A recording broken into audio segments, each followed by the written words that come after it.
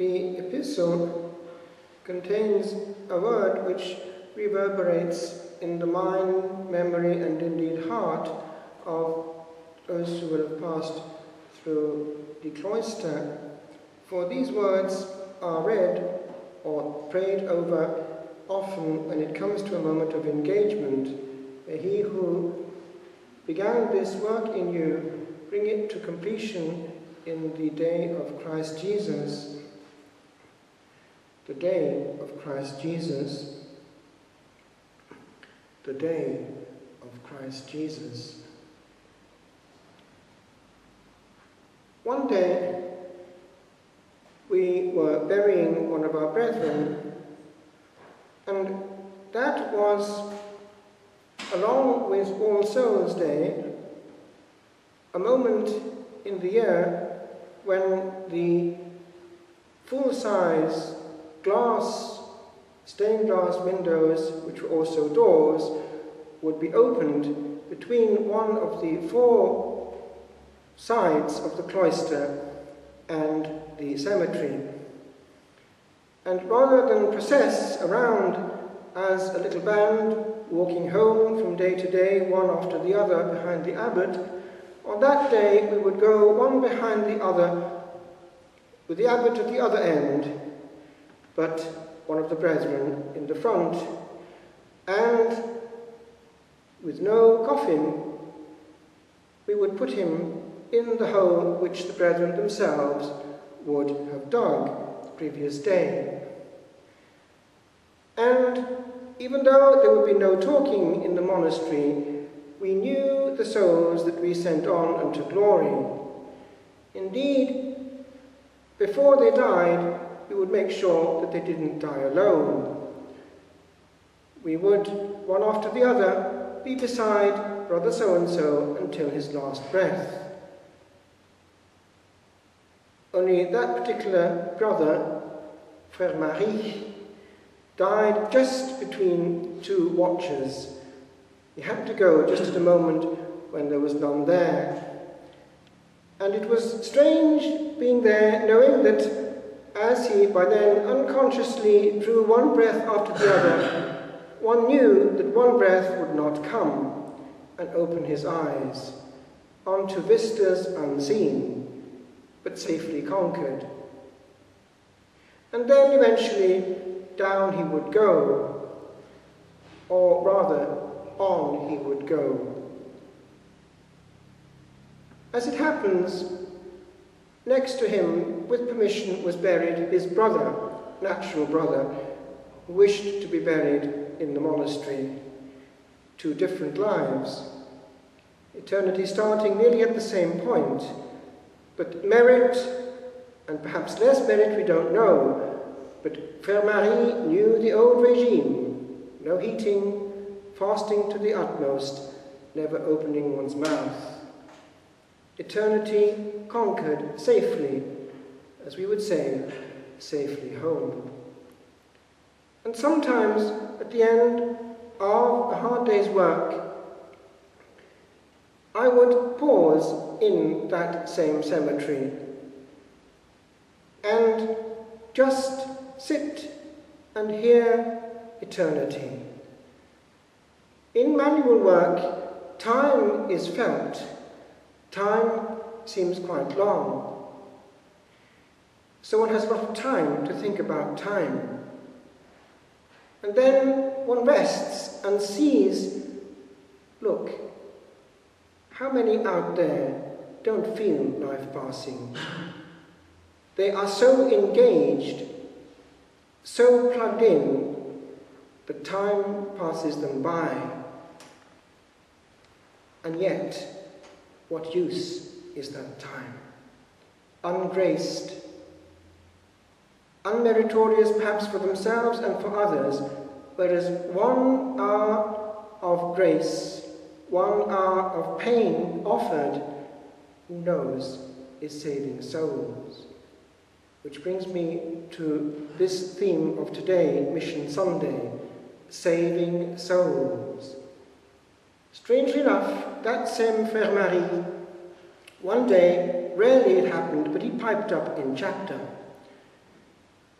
we had been given a conference on Evangelii Nuntiandi of Pope Paul VI. It was around the mid-70s, a document, an encyclical on evangelization, and just one word came out of the mouth of Frère Marie in all his simplicity. He dared to pipe up, "Notre vie est missionnaire." Our life is missionary. And it hit me between the eyes. It's true. One day, in that same monastery, the abbot wanted us to see something, and we were shown on a screen what had happened, as it were, down the road. Another monastery, a big one, had founded in Africa, and the nuns nearby had founded the female one. So there were two Benedictine foundations in, I forget which country it was now, I think it's near Dakar, down there somewhere. And the foundation was exactly as it was in the mother house, but with one difference. It had taken on all that they could find which was usable, and therefore they had Gregorian chant, lots and lots of incense, but also what they found interesting in local music. And he wanted us to see this experiment. But what hit me was this. As well as the great solemnity, and they faced the other way, by the way, at the altar, because that suggests glory, doesn't it? Going towards something greater than oneself. And they filled the church with incense in such a way that anyone, even in that Muslim area, would be aware of the Shekinah, the presence. And one day the prior was at the front of the church after a liturgy there and found a local man, a simple man, a Muslim, in tears. "Why are you crying?" He couldn't answer, but only repeat and repeat one phrase. "Dieu est là! Dieu est là!" God is there. God is there. Notre vie est missionnaire. Our life is missionary. In our monastery, where we found it in Italy, an old building going back to 781, there we found something of the same thing. Many were the testimonies of people who would drift accidentally into our church and be knocked between the eyes for something they weren't expecting, because a combination, yes, of that Shekinah, incense and otherness, and of sound which was as ancient as the hills and echoing and echoing and echoing right up into the rafters, spoke to the depths of the soul. And without even a word of preaching, they were sometimes moved to realize there's a power in the universe which means home. And you would see people of all ages sitting and being moved, even between the offices, because the chant continued on the machine that we had recorded chant in the air, again echoing through the rafters. We had, moreover, something which was a great help. We have need of beauty. We have need of natural harmony. Come from noise, come from dirtiness, come from disorder into what the person who got me back to Ireland, who came to my ordinations, said when she came out of an ordination in this church: "It's the most beautiful place I've seen on earth." Come to that, and there is a healing in the air which talks to man on his deepest level. We need to be in contact with what the Lord has given us uncontaminated. That is a perfect healing for the man. One day, I was sent eventually to help in a parish nearby, where there was no priest.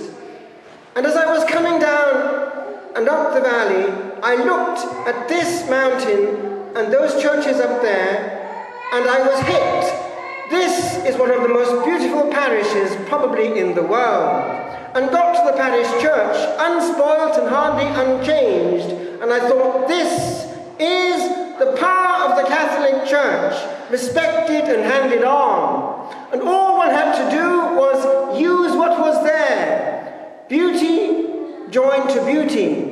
And I noticed as time went on from Sunday to Sunday that it wasn't the same anymore as handling a changing congregation over which one could do some good perhaps, but then on they went.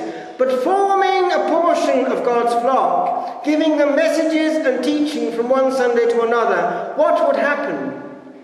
One would observe. There would be patterns that would emerge. Confessions would become regular. The church would gradually fill up. Things happened when people copped on that beauty and truth mingle well.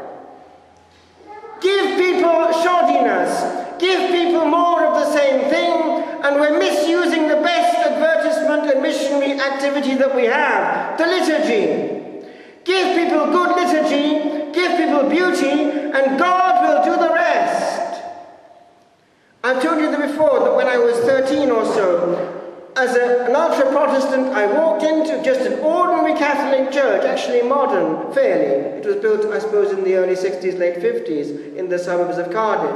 And it was still the Latin Mass, fully sung with incense. And the shock was so great that no book was needed. Grace was easily available because God has ways of touching the human heart when we use what we have received. Because history also speaks. This was not man-made. Anyone with a bit of common sense could feel it. This is something else, of a different order. You're dealing here with the power of the centuries, and yes, the power that made you.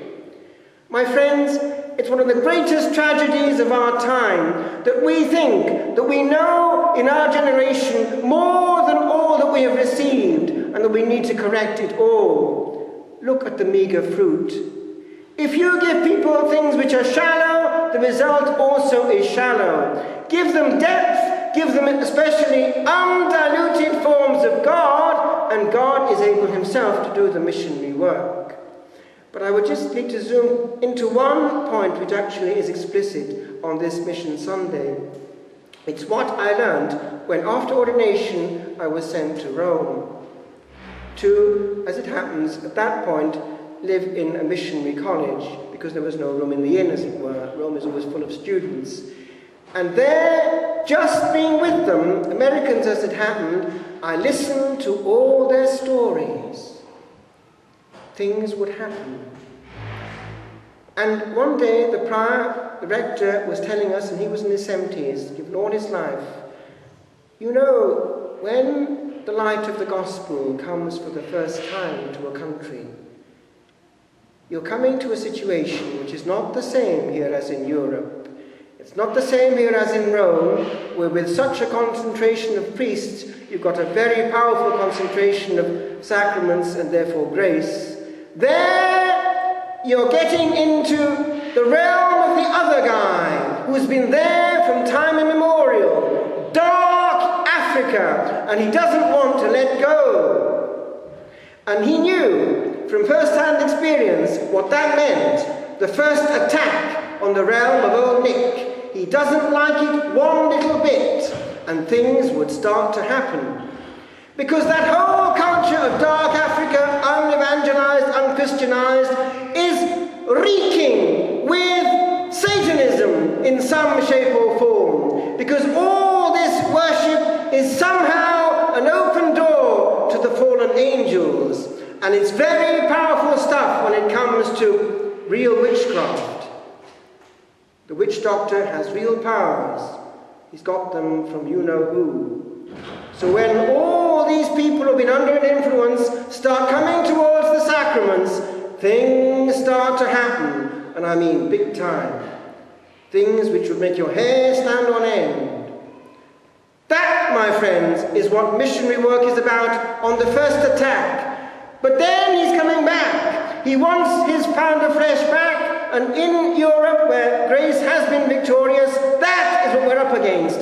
It's a reconquest of Satan, and we are asked to be in a different front line. It could be over a cup of coffee. Today, perhaps, you'll meet someone who's on the road to Old Nick and doesn't know it. Dying will not lend itself to glory, but perhaps to something else. And Providence may put you, yes you, just in front of somebody who perhaps is being worked upon by divine grace, but just wants that right word at the right time to perhaps introduce him to something, perhaps not yourself, but something, whether it's a meeting, a moment of prayer, a teaching, or even a DVD, or some point of YouTube on a screen, which perhaps, because God is working, will change the course of all eternity. Mission, my friends, is what we're about as a church. We can't rest on our laurels, and some souls will not make it if we don't say the right word.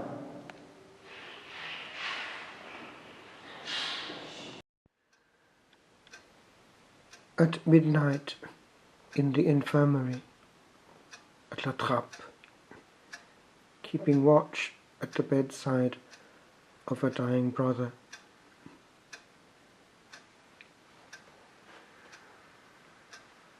The silence of the night is doubly great. The world sleeps on 'neath blankets of deep sin. The cloister snores, the brethren, dreaming, wait the call to prayer. No sound doth stir thy din, O buzz of peace, save this, the rhythmic breath of dying lungs, and this, the rhythmic beat of living time. I am alone with death. Thou too, cher frère, alone, the alone to meet. How many ticks, how many breaths rest thee? Thou knowest only that one tick, one gasp shall be thine own. Dimmed eyes, what shall he see when in one twinkling vistas new he grasp? For death we're born, good Lord, why more hold back? Grant, tumoured sisters, grant this blissful rack.